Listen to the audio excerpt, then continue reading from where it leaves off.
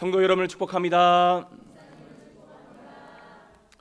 민족 고유의 명절 설이 다가왔습니다. 모든 연휴 기간 성도님들의 가정과 생업위에 하나님 아버지께서 복 내려주시기를 바라며, 아울러 모든 이동 간에 안전을 지켜주시고 또 기쁨과 평안을 누리는 복된 시간 되시기를 간절히 축복합니다. 오늘은 설이 이틀 앞으로 다가온 만큼 명절에 관한 말씀을 나누고자 합니다. 명절, 우리는 보통 이 날들을 당연하게 받아들이지만 생각해보면 명절은요, 우리가 정한 날이 아닙니다. 앞선 세대에서부터 여러 사람들이 이유가 있어 함께 지켜오다 보니 관습처럼 자리 잡은 날이 바로 명절이라는 것이죠.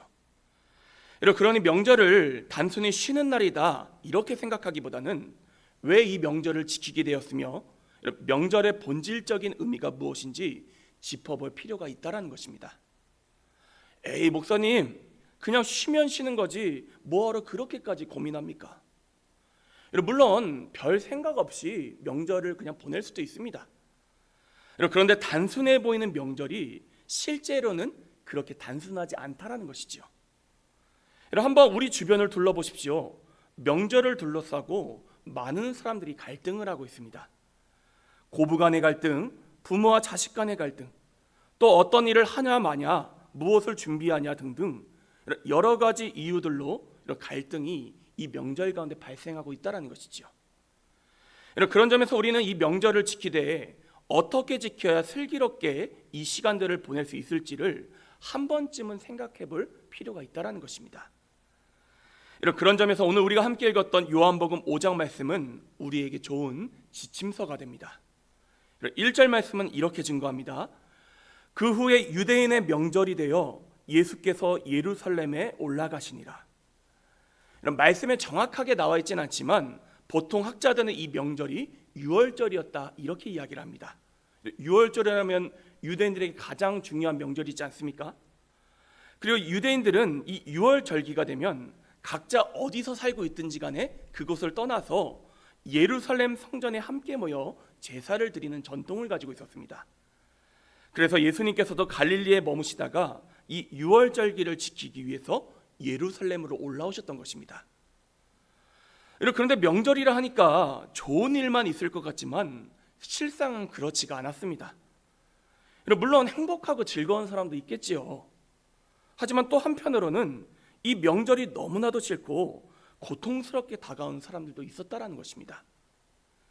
오늘날도 그렇지 않습니까? 우리는 명절을 쉬는 날 이렇게 쉽게 받아들이지만 오히려 이날에 더 소외가 되고 외로움과 고통을 느끼는 사람들도 있다라는 것입니다. 그런 점에서 우리는 명절을 쉽게 생각하고 넘어가서만은 안 됩니다. 오히려 주변을 둘러볼 수 있는 계기로 삼아야 한다는 것이죠. 함께 따라하겠습니다. 명절은 나만 쉬는 날이 아닙니다. 너만 쉬는 날이 아닙니다. 모두가 함께 쉬어야 합니다. 모두가 함께 위로받아야 합니다. 그런 점에서 이번 명절에 내가 돌아봐야 할 가족들, 이웃들은 누가 있는지 곰곰이 생각해 볼 수 있는 우리 모두가 될 수 있기를 바랍니다. 여하튼 다시 말씀으로 돌아와 당시 성전 근처에는 베데스다라 불리는 연못가가 있었습니다. 이곳에는 당시에 수많은 병자들이 모여 있었는데 한 가지 전설 때문이었습니다. 바로 천사가 한 번씩 이곳에 내려와 물을 움직이게 되는데 이때 가장 먼저 들어간 사람은 어떤 병이라 할지라도 깨끗하게 난다, 이런 전설이 있었던 것입니다. 그래서 말씀의 주인공인 38년 된 병자도 그곳에서 오랜 시간 머물고 있었다, 성경은 우리 가운데 증거하고 있습니다. 하지만 이 사람에게는 다른 사람들과 다른 문제점이 있었습니다. 일단 혼자서 움직이는 게 불가능했던 사람입니다. 그리고 또 도와주는 가족이나 지인이 없었습니다. 그러니 설사 물이 움직인다 할지라도 혼자 연못에 들어갈 수 있습니까? 없습니까? 없습니다. 그러니 그저 맨날 이렇게 쳐다만 볼 수밖에 없었던 것이죠.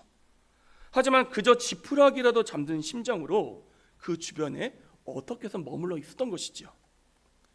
그런데 놀랍게도 이러한 절망적인 그에게 예수님께서 찾아오십니다.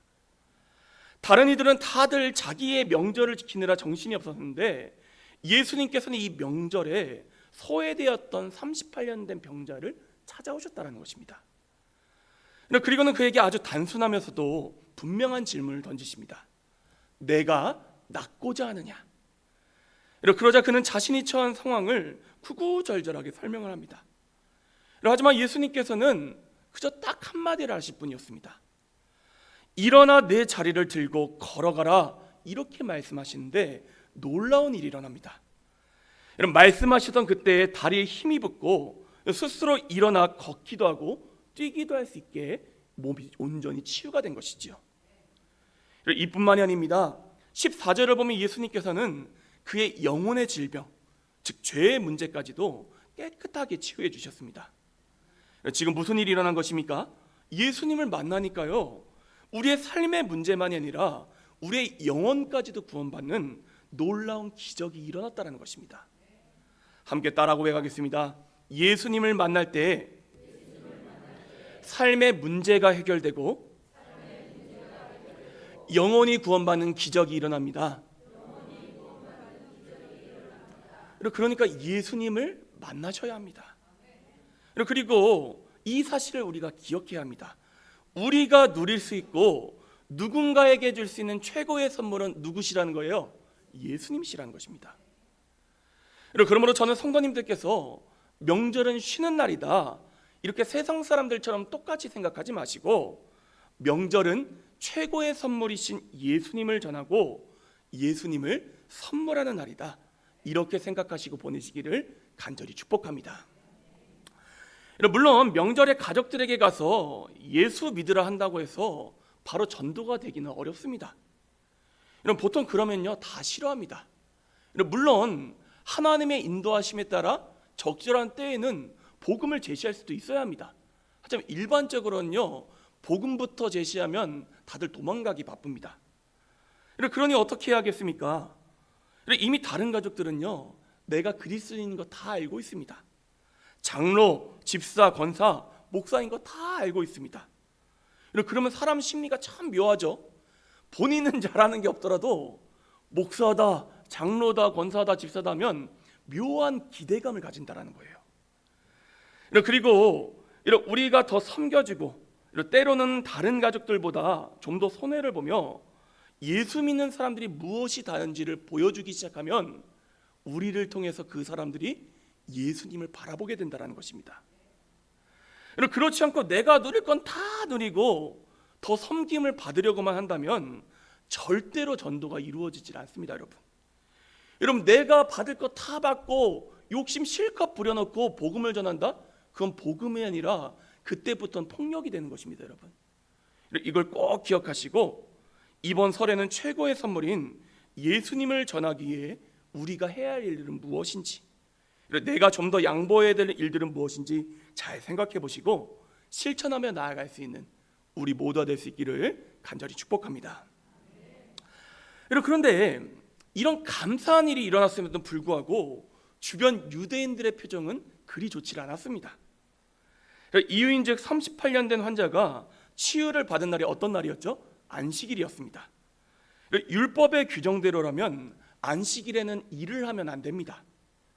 그런데 예수님께서 병자를 치유하는 것과 그 사람이 자리를 들고 일어나지 않았습니까? 이것이 안식일 규정을 어겼다는 것입니다. 아마도 이 유대인들은요 바리새인과 같은 종교 지도자들이었던 것 같습니다. 그러니까 늘 제 입으로 제가 이런 얘기해서 웃기게 한데 목사가 늘 문제입니다. 생각하는 지금 수준이 너무 이상한 거예요. 여러분 생각엔 이들의 모습이 지금 옳다라고 느껴지십니까? 올 척이 없죠. 그래서 예수님께서는 다른 본문 비슷한 상황에서 이들에게 이렇게 질문하셨습니다. 안식일에 선을 행하는 것과 악을 행하는 것, 생명을 구하는 것과 죽이는 것, 어느 것이 옳으냐? 당연히 뭐가 정답이죠? 전자 앞에 것이 정답입니다. 그런데도 사람들은 명절, 안식일, 율법 자체에만 사로잡혀 주객이 전도된 생각으로 판단하고 있으니 주님 입장에서는 너무나도 답답하셨던 것이죠. 이보다는 명절, 안식일을 세우신 참된 목적을 깨달아야 한다는 것입니다. 그런데 문제는 오늘날에도 이와 비슷한 일들이 자주 벌어진다는 것입니다. 앞서 이야기한 대로 명절의 참된 의미는요, 단순히 쉬는 데만 있지 않습니다. 오히려 가족이 하나가 되며 서로를 격려하여 회복을 경험하기 위해서 우리는 이 명절을 지키는 것입니다. 함께 따라하겠습니다. 명절을 지키는 이유는 서로 하나가 되고 격려하여 회복을 경험하기 위해서이다. 음식 만드는 일 중요하죠.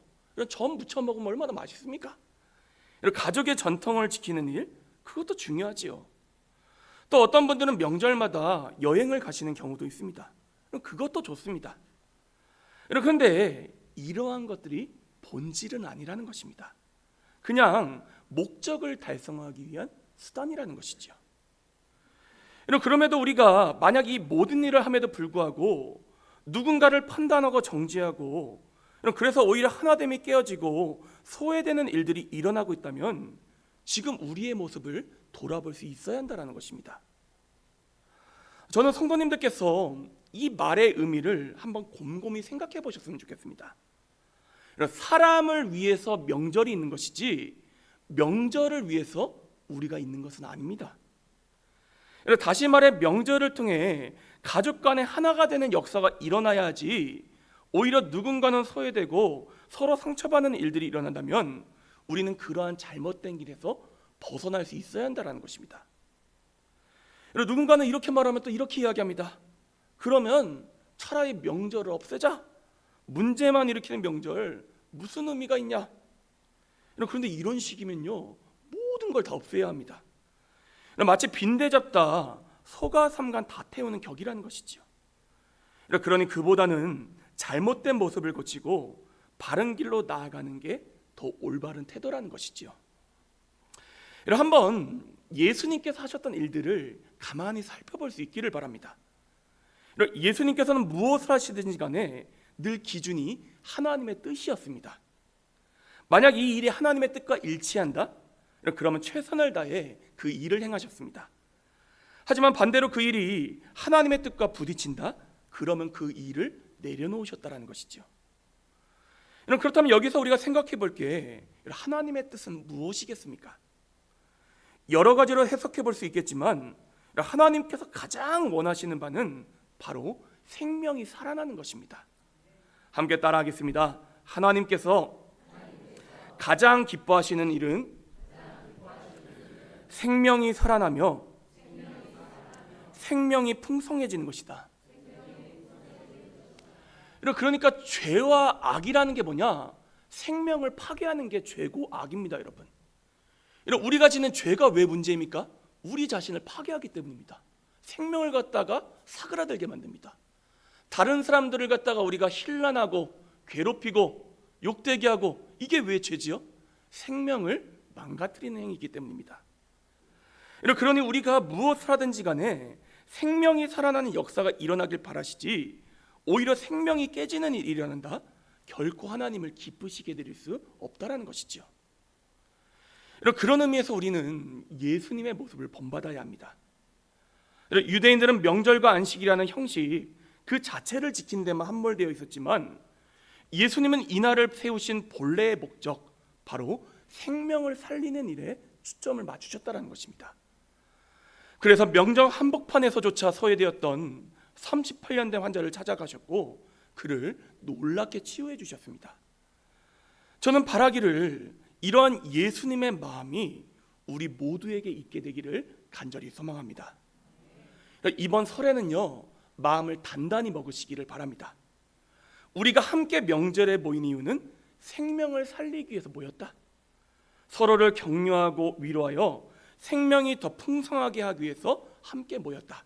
이렇게 생각하시고, 지금 내가 하는 이 말과 행동이 우리 가족을 살리는 말과 행동인가 한 번 더 생각해보며 주님 기뻐하시는 길로 걸어가는 우리 모두가 될 수 있기를 간절히 축복합니다.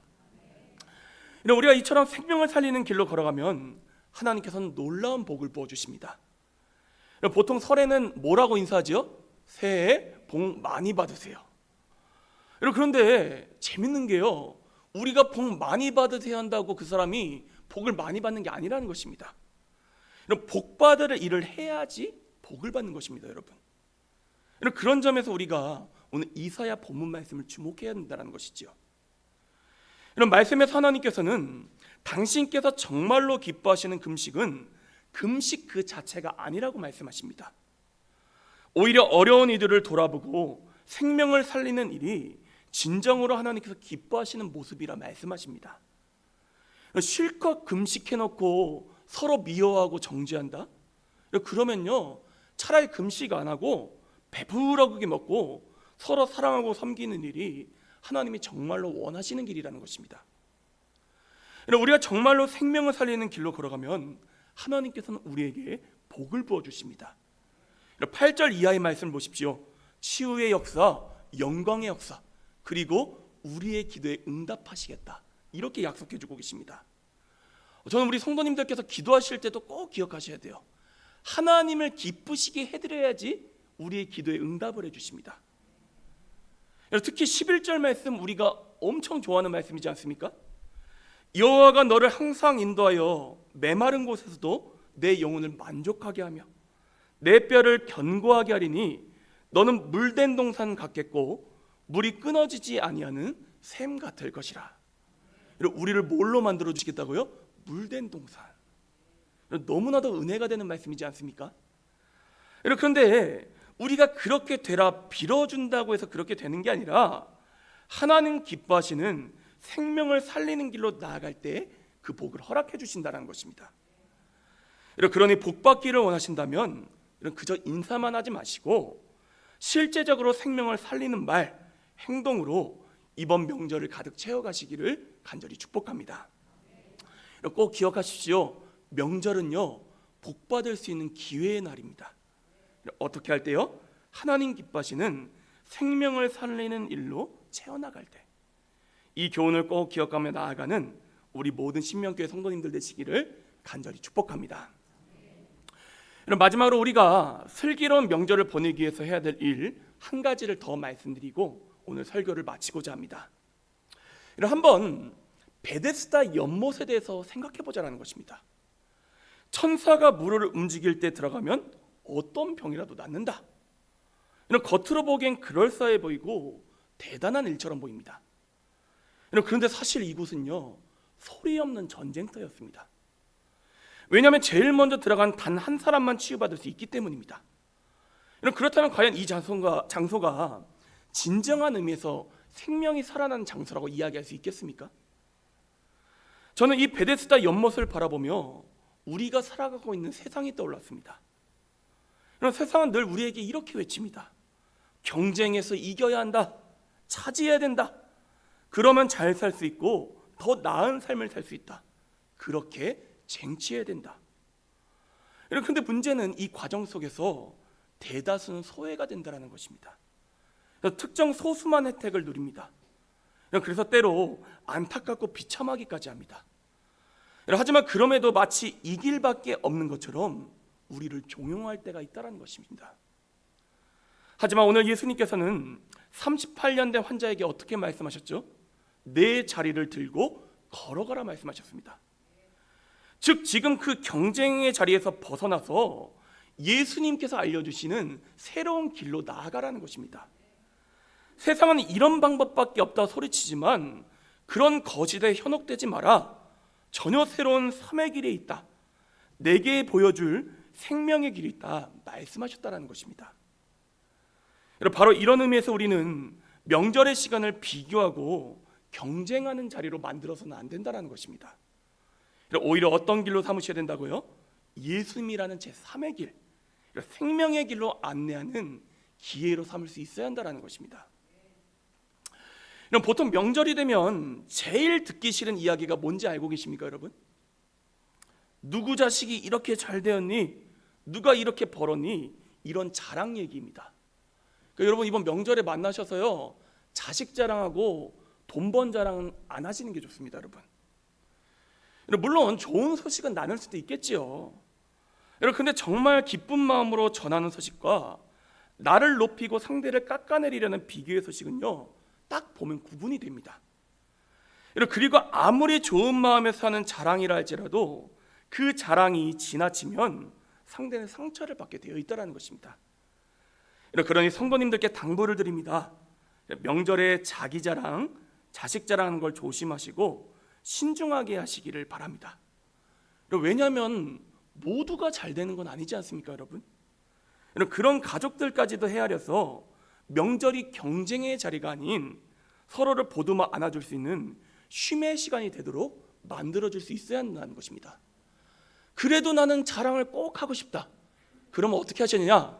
자랑비를 내시면 됩니다. 아니, 자랑비를 내고 자랑하겠다면 기쁜 마음으로 다 받아줍니다. 한 용돈 10만 원, 20만 원 턱턱 주면서 밥도 다 사면서 내 자식 잘 됐습니다 하면 누가 욕하겠습니까? 여러분, 그러니까 자랑이 나도 모르게 튀어나왔다. 그럼 뭘 내셔야 된다고요? 자랑비를 내시기를 바랍니다. 그리고 듣는 편에서도 마찬가지입니다. 아니, 좋은 일이 있으면 자랑할 수도 있지요. 사람 마음이 그렇지 않습니까? 근데 듣고 같이 기뻐해주고 넘기면 그만인데 꼭 나와 내 남편, 아내, 자식과 비교해가지고 결국 스스로를 깎아내려버리는 안타까운 모습으로 만들어서도 안 된다는 것입니다. 그러니 자랑하는 이도 주의하고 듣는 이도 스스로의 마음을 잘 다스리는 게 중요하다는 것이죠. 저는 제가 살아보니까 행복한 명절을 만드는 출발점이 참 단순하다고 생각합니다. 일단요, 말을 조심하시면 행복한 명절이 됩니다. 진짜 뻔한 얘기잖아요. 근데 여러분, 여기에 진리가 숨겨 있습니다. 대부분 명절에서 가족 간의 다툼이 어디서 일어나느냐? 쓸데없는 말, 지나친 말을 하는 데서부터 시작합니다.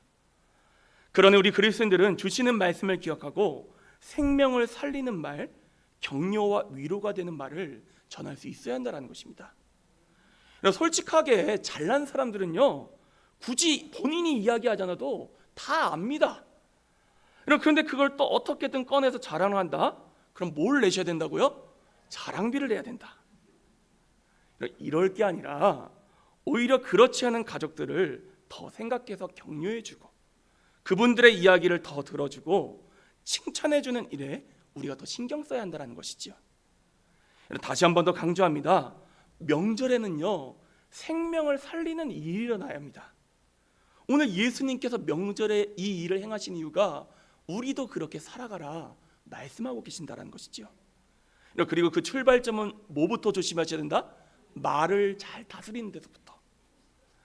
그러니 혹시 지금 우리가 엉뚱한 경쟁의 자리에 앉아있지 않은지 곰곰이 돌아보시고 그 자리를 떠나셔서 예수님께서 말씀하시는 생명의 길로 나아가는 우리 모두가 되시기를 간절히 축복합니다. 이제 말씀을 정리하겠습니다.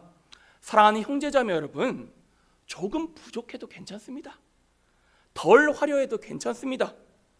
저기 저 가족처럼 해외여행 못 가도 괜찮습니다, 여러분. 왜냐하면 명절의 본질은 명절 그 자체나 혹은 외적인 것들이 아니라 하나님께서 우리에게 허락해 주신 소중한 가족들, 이웃들이기 때문입니다. 아니 여러분, 인생의 올림픽은 아니지 않습니까?